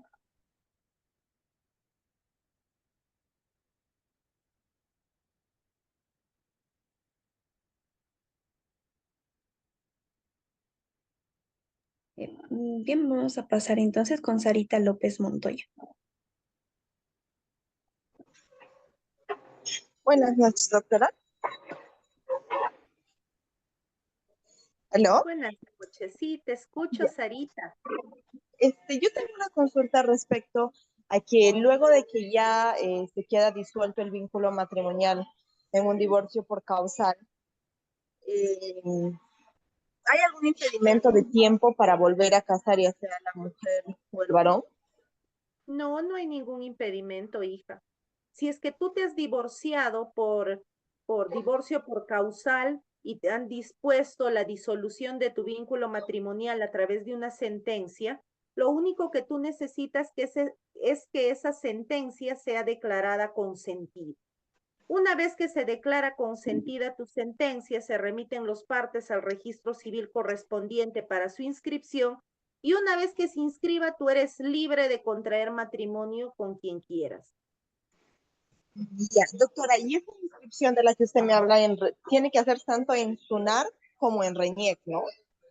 Dependiendo, hija, si es que tú estabas en SUNAR, no tiene por qué hacerse, primero, salvo hayan tenido bienes y los bienes hayan sido determinados por sentencia judicial cuál va a ser su futuro. En esos casos sí, oficiamos a registros públicos, pero si no, únicamente se oficia al registro civil donde tú celebraste tu matrimonio y es suficiente.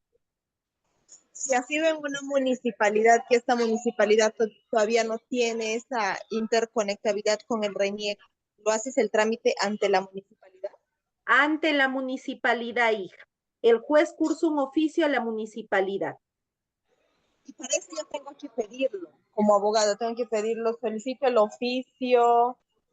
Lo que tienes que hacer, hija, es, sale la sentencia, solicitas que se declare consentida y al otro sí solicitas se cursen los partes correspondientes para la inscripción en el registro civil.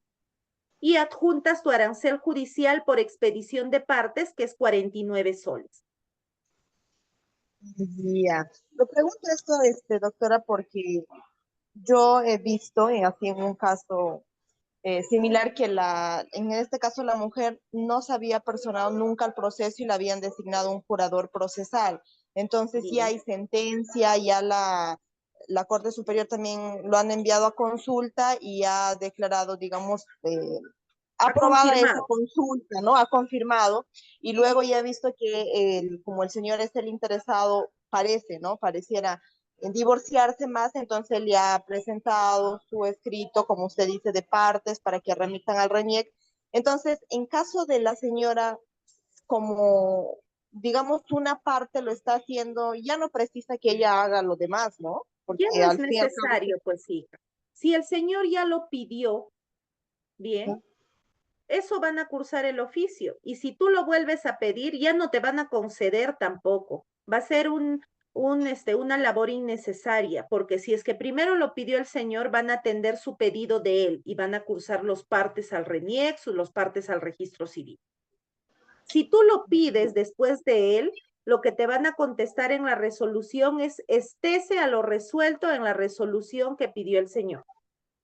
No es que el juez va a mandar un oficio por cada uno de los cónyuges, no, se manda únicamente un oficio con las copias certificadas de la sentencia y de la resolución que la declara consentida. ya. Y, o sea, no tendría nada más que hacer la señora. Sí, sería así. Ya, gracias. Bien. Gracias, doctora. A ver. Pregunta. Gracias, doctora. Le activaré el audio a Felipe Alvarado. Felipe, te escucho. Buenas noches, doctora. ¿Me Buenas escucha? noches. Sí, le escucho. Hola. Hola, ¿qué tal, doctora? La pregunta es, doctora, cuando dentro del matrimonio hay 10 años dentro del matrimonio, hay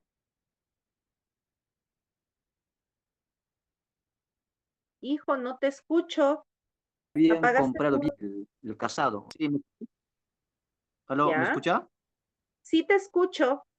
Ya, los bienes, ya, algunos bienes compraron dentro del hombre, del matrimonio, y, y existen también algunos bienes.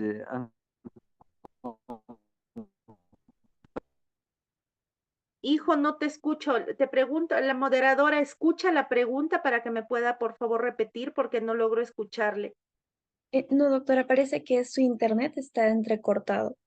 Miren ustedes, Felipe ha escrito en el chat y creo que esa es su pregunta. Voy a pasar a leerla, ¿bien? Dice así, Sí. ¿qué pasa dentro del matrimonio si es que han comprado bienes a su nombre y ahora quiere llevarse todos los bienes que compró a su nombre? ¿Qué pasa con eso? Pues bien, primero deberíamos de saber si es que estos bienes se han comprado dentro del matrimonio. Bien, y si es que se han comprado dentro del matrimonio y están bajo el régimen patrimonial de la sociedad de gananciales, forman parte del matrimonio, sin importar que la boleta esté solo a nombre de uno. Y lo que corresponde es que si la otra parte quiere llevárselo, es que interpongan una denuncia por violencia familiar patrimonial ante la comisaría de familia para que dicte las medidas de protección, como por ejemplo, ordenar que ningún bien sea retirado del hecho conyugal hasta que se disuelva el vínculo matrimonial. Esa sería la respuesta, Felipe. Espero haberla absuelto a totalidad respecto a tu pregunta. Pasamos a la siguiente, por favor. Gracias, doctora. Voy a activar el audio a Estefano. Buenas noches, doctora, y una excelente ponencia. Buenas noches. Quería hacer una pregunta que tiene que ver no tanto con la sociedad de gananciales, pero sí con el divorcio por causal. No sé si me permitiría hacérsela. A ver, hijo. Ya, ok. El tema es el siguiente. Mi abuelito estuvo con mi abuelita y bueno, tuvieron 3 hijos, se separaron y mi abuelito se casó después con una señora. Esta señora se fue a Chile, lo abandonó mi abuelito y se casó con un chileno, me imagino para obtener la nacionalidad, ¿no? Luego de eso mi abuelito se entera y le inicia una demanda de divorcio por causal, pero esta demanda nunca dio frutos porque mi abuelito termina falleciendo. Mi pregunta es si es que mi papá como hijo puede continuar esta demanda por divorcio. Por supuesto que sí, hijo. La respuesta es que sí. Miren ustedes, no es nuestro tema, pero lo voy a tratar brevemente. Cuando una persona va a solicitar, ¿cómo se llama? La nulidad del divorcio, perdón, la nulidad del matrimonio, o va a solicitar el divorcio por causal, ¿bien? La única persona legitimada para interponer la demanda de divorcio por causal o de nulidad de matrimonio es uno de los cónyuges. En este caso, el abuelito. Él es el único legitimado para interponer la demanda. Pero una vez iniciado el proceso, bien, si es que éste fallece, sus herederos pueden continuar el trámite del proceso. Entonces, en el caso que tú me consultas, lo que correspondería sería que tu papá, que es hijo legítimo, solicite la sucesión procesal para continuar con el trámite del proceso. Y tranquilamente lo van a conceder. Y si es que hubiesen más herederos forzosos o existiera una sucesión intestada, pueden apersonarse todos los herederos solicitando la sucesión procesal. Pasamos a la siguiente pregunta, por favor. Está bien, doctora. Le voy a activar el audio a Cristian Vega.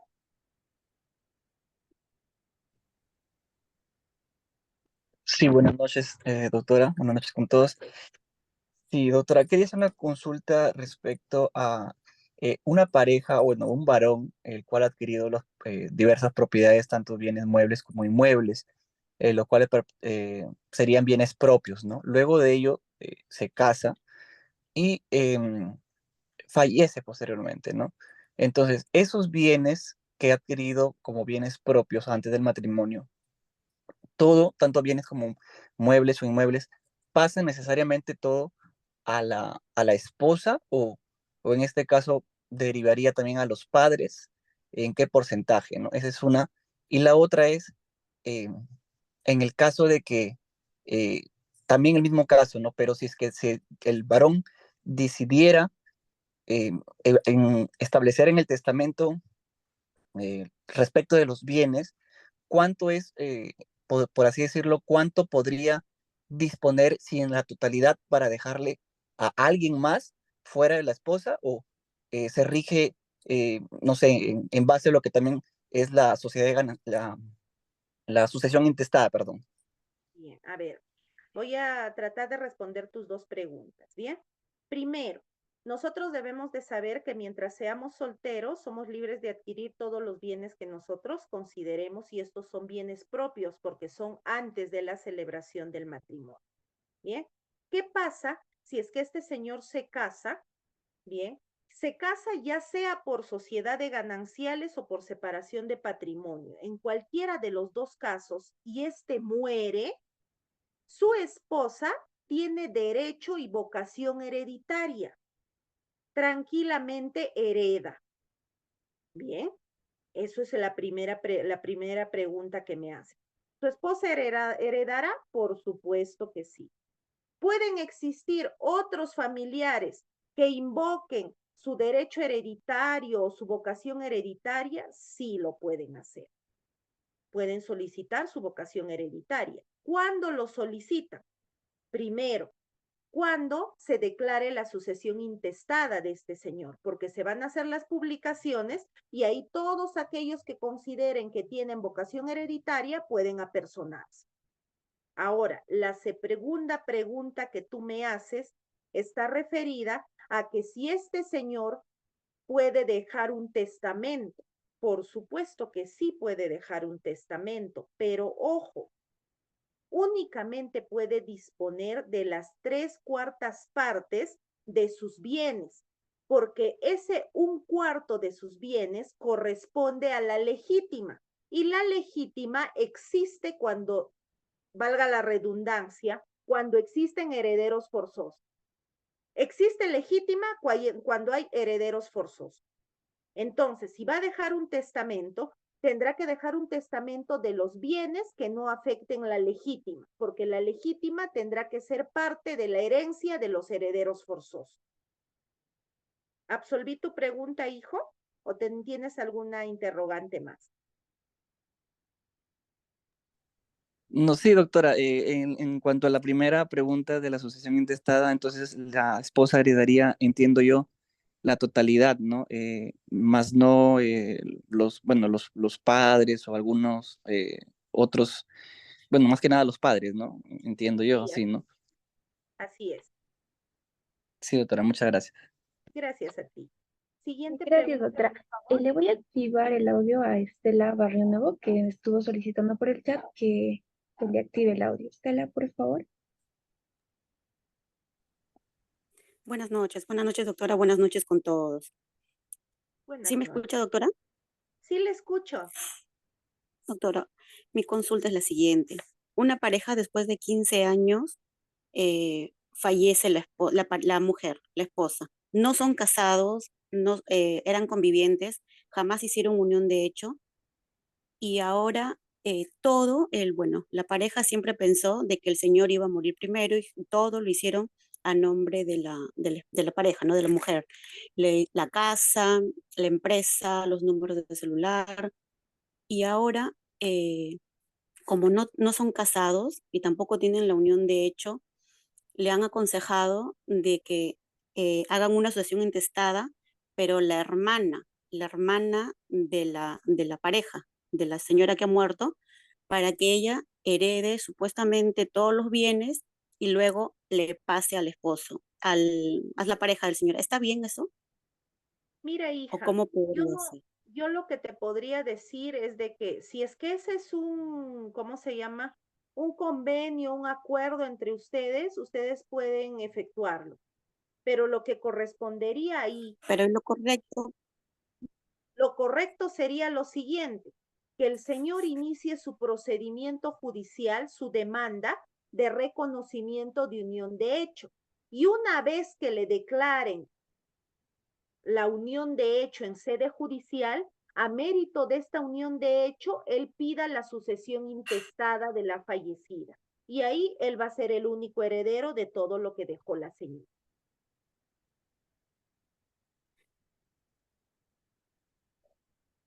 No se escucha. ¿Me escuchas, hija? ¿Me han escuchado la respuesta? Solamente una parte, doctora, se fue la señal. Creo que es tu internet, pero te voy a explicar de nuevo. Si es que Muchas gracias. tenemos una pareja que vivió junto, como tú dices, 15 años, 15 adquirieron años. bienes, ¿qué es lo que tiene que hacer este señor para poder heredar si todo estaba a nombre de la mujer? Lo que tiene que hacer es demandar, bien, el reconocimiento judicial de unión de hecho. Y cuando le declaren judicialmente la unión de hecho, a mérito de esta sentencia, él recién tramitará la sucesión intestada. Entonces, él se convertirá en el único heredero de la señora. Y así podrá él tener los bienes a su nombre. Doctora, discúlpeme, y ellos tienen dos menores de edad, uno de 13 años y uno de 10. Ya, entonces la sucesión intestada tramitará él a nombre propio como declaratoria de unión de hecho y en representación de sus dos hijos. Y en la sucesión intestada les declararán herederos al señor y a sus dos hijos. Y los tres pasarán a ser los herederos de la fallecida, que es la causante. Perfecto, doctora. Muy amable, muchísimas gracias. Doctora, y una última pregunta. A ver. Hubo un matrimonio, bueno, hace muchísimos años en Santiago de Chuco, donde los papás pues lo vieron simplemente conversando y los casaron, pero ellos, cada quien ha hecho su vida muy aparte. Tanto son casados, pero el hombre y la mujer han hecho su propia vida, convivientes, no tienen hijos con diferentes parejas.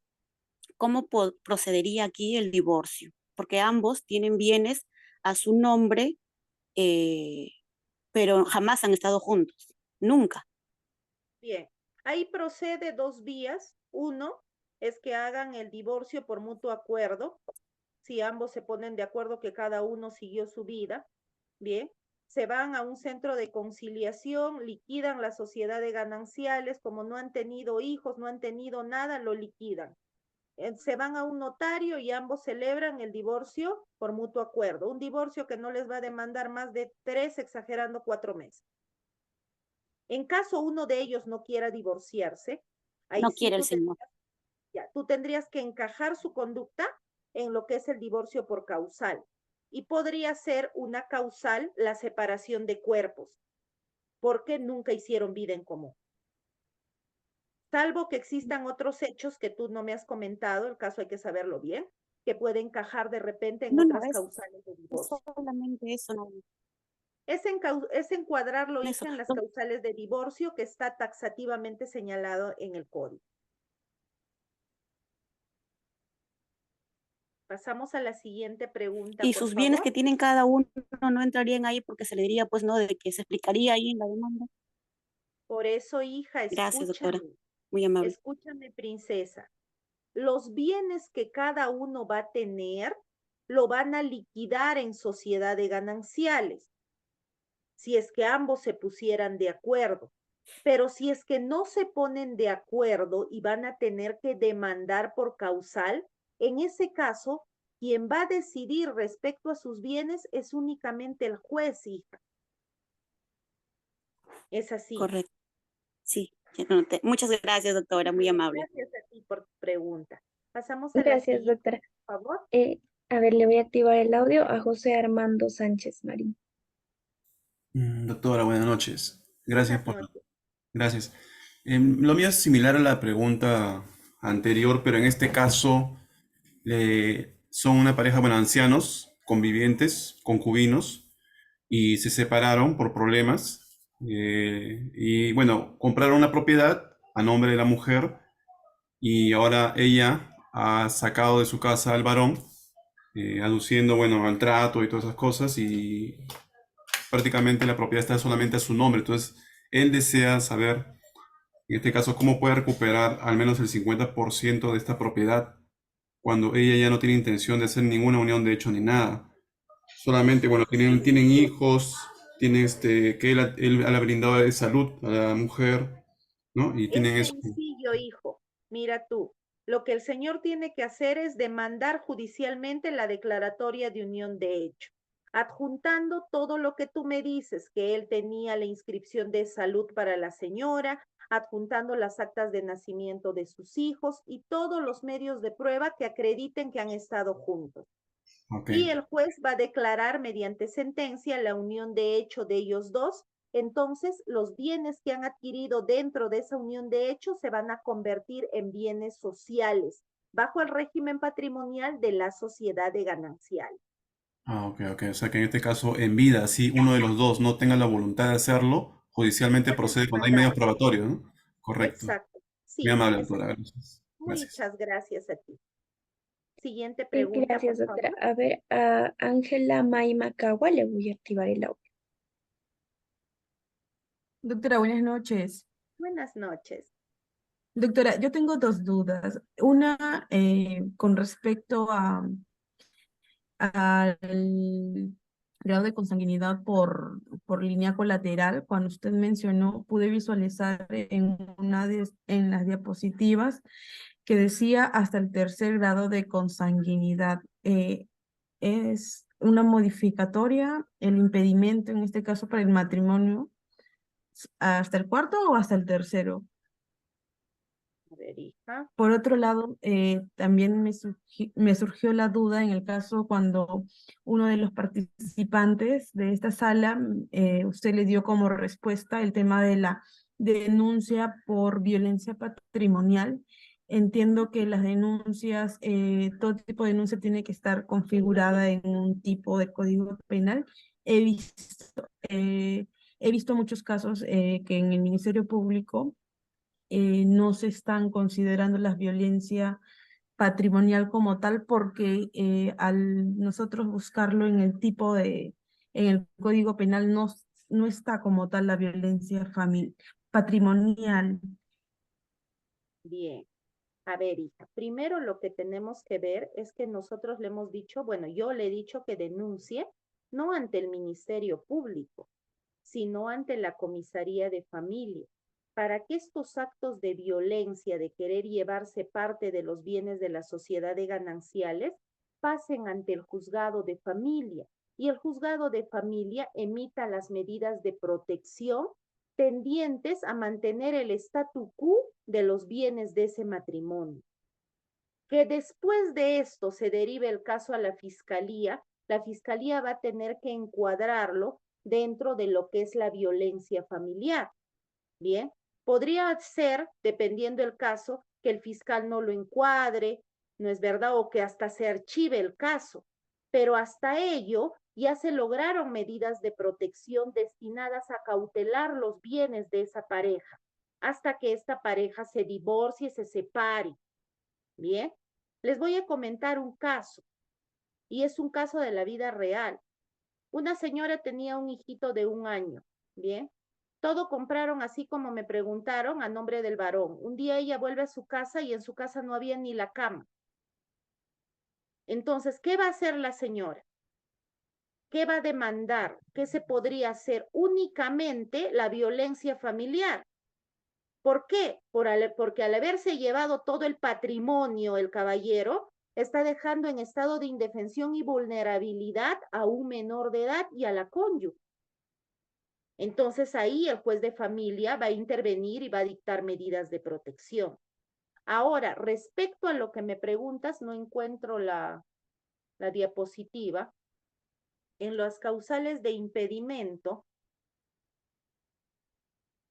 bien, aquí está el artículo 242. Y salvo que yo haya copiado mal del código, bien, acá está mi código. Les voy a leer lo que dice. Aquí está. El artículo 242. No pueden contraer matrimonio los consanguíneos en línea recta. Tampoco pueden contraer matrimonio los consanguíneos en línea colateral dentro del segundo y tercer grado. Así lo dice nuestra legislación vigente. Bien, siguiente pregunta, por favor. Gracias, doctora. Le voy a activar el audio a Elizabeth Cristina Mesa.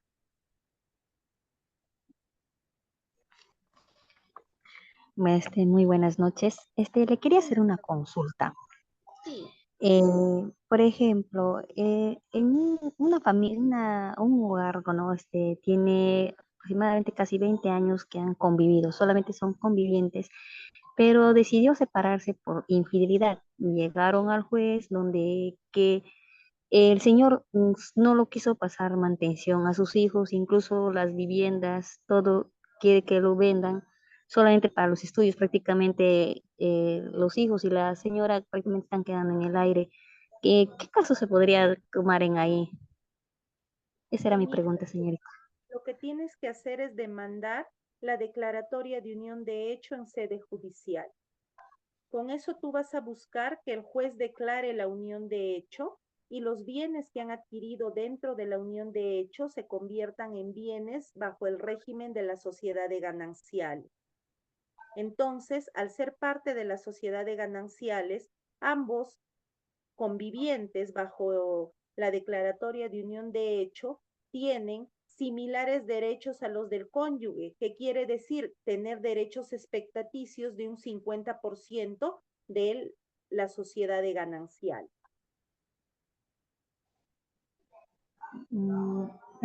Señorita, entonces así sería.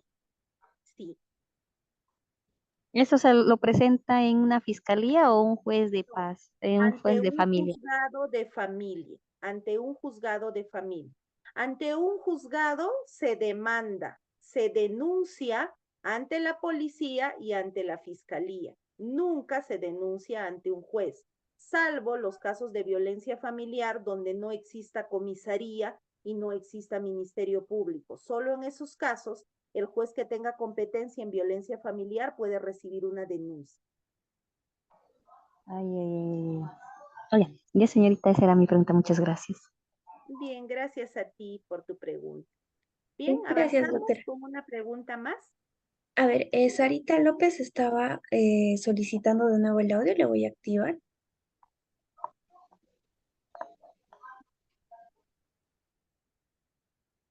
Sarita López, ¿estás? Ahí está. Doctora, yo tengo una pregunta respecto a, a ver cómo le planteo. La sociedad de gananciales, ya tenemos un matrimonio que es con sociedad de gananciales, y por ejemplo, el varón muere, pero el varón tiene hijos extramatrimoniales. Al momento que pida la cónyuge que sobrevive la sucesión intestada, ¿tiene que mencionar también a los hijos extramatrimoniales? ¿O podría arguir el hecho de que no sabía o no conocía? Mira, hija, tiene dos opciones. Bien, pero vayamos siempre porque lo que es correcto. ¿Qué es lo correcto? Que si tiene conocimiento de los hijos extramatrimoniales, lo señale. Pero si ella por un motivo X decide obviarlo, bien, y no lo señala, debemos de saber que en los procedimientos de sucesión intestada se hacen las publicaciones. Y ante esas publicaciones, los hijos extramatrimoniales representados por sus madres o si ya son mayores de edad, y se apersonan al proceso de sucesión intestada y van a ser incluidos. Sí. Ahora, vayámonos al caso que no leyeron el edicto y solo le nombraron sucesora, se dictó la sucesión intestada solo a nombre de esta señora y sus hijos, y más no a los extramatrimoniales. ¿Qué pasa? Pasó ya un año y los hijos extramatrimoniales se enteran que ya hay una sucesión intestada que no los incluye. ¿Qué pueden hacer ellos? Van a demandar ante un juez civil la declaratoria de heredero y la petición de herencia. Y el juez civil, previa verificación de sus actas de nacimiento, los va a declarar herederos y los va a disponer la inclusión de ellos en la masa hereditaria del causante. ¿Cuánto tiempo tienen para solicitar esa demanda? La acción personal prescribe a los 10 años, sí. Ok, ya, doctor, entendí. Doctor, y finalmente una preguntita. Como sabemos en el Perú, y usted lo decía, hay muchas parejas que son convivientes de unión hecho impropia, ¿no? No lo formalizan. Entonces, si compran bienes que valgan verdades, tampoco los bienes están registrados, simplemente hacen por contrato de compraventa, ¿no? Máxime legalizado, pero ya deciden separarse de años, tienen 2 hijos. ¿Qué es lo más recomendable? O sea, ir a la comisaría de familia y poner, digamos, solicitar una constatación policial o decir que ya me estoy retirando del hogar, pese a que solamente es una unión de hecho impropia. Por supuesto que sí. ¿Por qué? Porque va a determinar la fecha de la separación. Si uno de los convivientes decide retirarse, puede dejar su constancia en la comisaría. Bien, porque está expuesto a que su otro conviviente le demande la declaratoria de unión de hecho. Pero de modo alguno va a afectar que haya declarado que se retira o no, porque si es que la cónyuge acredita que han vivido más de 2 años, el juez va a declarar la unión de hecho.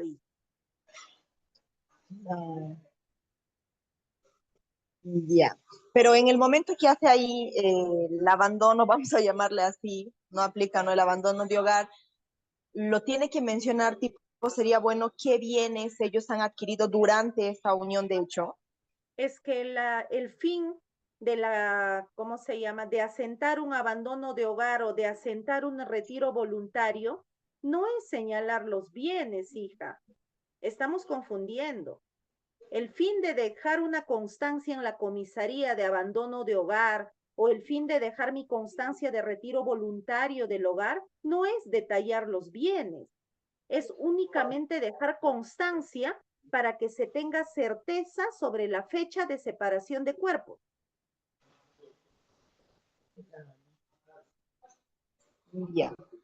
Ya, doctor, esa era mi pregunta. Gracias por tu pregunta, hija. Bien, vamos por una última pregunta, por favor, a la moderadora. Bien, perfecto, doctora. A ver, Ángela Malma había realizado su pregunta. No sé si quisiera preguntar de nuevo. Te estoy activando el audio. Doctora, disculpe, había olvidado bajar la manito. Yo he quedado muy contenta con la respuesta de usted. Ay, Muchas perfecto. gracias. Entonces, disculpe, doctora. Entonces, a ver a Jacqueline del Águila. Jacqueline, te escucho. Buenas noches, doctora. Y Buenas noches. muy buena su ponencia y muy acertada todas sus respuestas. Doctora, Gracias. es un caso, un par de esposos, el esposo falleció hace mucho tiempo y la viuda, yo le puse ahí en el escrito la pregunta, falleció el esposo y después de muchos años la viuda hace una sucesión intestada, pero a título propio, ignorando a Ya. los hijos.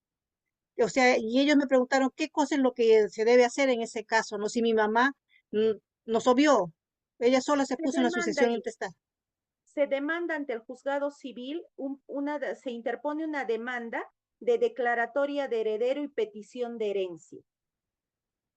Es una demanda Ya, que se tramita ante el juzgado civil. ¿Cuál es el requisito o qué debes de presentar? Debes de adjuntar las actas de nacimiento que acrediten el entroncamiento con el causante. Bastará que se acredite el entroncamiento para que te declaren heredero. ya, doctora. Muchas gracias por su respuesta. Gracias a ti. Bien, queridos estudiantes, hemos culminado así la clase del día de hoy. Les agradezco a todos por su participación y los invito a seguir participando en las clases que forman parte al diplomado que dicta CEFOCAP en lo referente al derecho de familia. Conmigo hasta una siguiente oportunidad. Buenas noches. Muchísimas gracias, doctora Rocío, también de nuestra institución Centro de Formación y Capacitación, pues le damos el agradecimiento por acompañarnos en estas ponencias y cursos de capacitación. Muchísimas gracias, doctora. Esperamos seguir contando con su presencia en las futuras ponencias. Muchas gracias, buenas noches. Bien, estimados participantes, a los que deseen aún certificarse en el curso y acceder al material y a la clase grabada del día de hoy, pueden inscribirse mediante el link que estoy enviando en el chat. Ahí pueden solicitarle la información a la asesora de ventas para que puedan acceder al certificado. Sin más que decir, también agradecerles a ustedes por acompañarnos en un día más de ponencias sobre derecho de familia. Muchísimas gracias. En unos minutos se va a estar cerrando la sala.